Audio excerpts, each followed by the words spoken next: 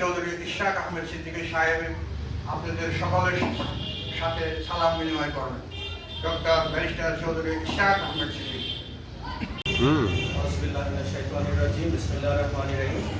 মুসল্লিগণ, আপনাদের সকলকে সালাম জানাচ্ছি। আমার বাবা চৌধুরী জাহাঙ্গীর আহমেদ সিদ্দিকী সাহেবের পক্ষ থেকে, আমার পক্ষ থেকে জুম্মার সময় বেশি কথা বলবো না। আপনারা সকলে ওনার জন্য দোয়া করবেন।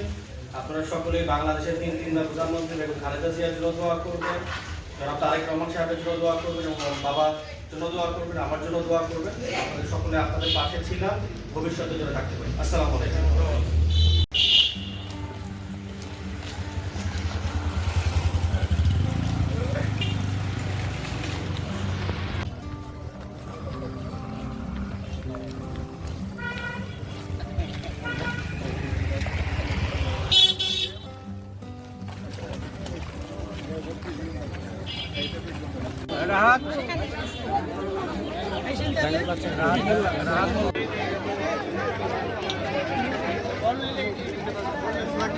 রাহাত মাদ্রাসা কর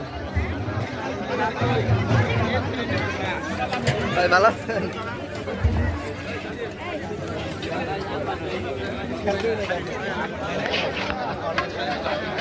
যারা খান্না করে তারা নিচে চলে যান, আমাদের লোক অপেক্ষা করতেছে।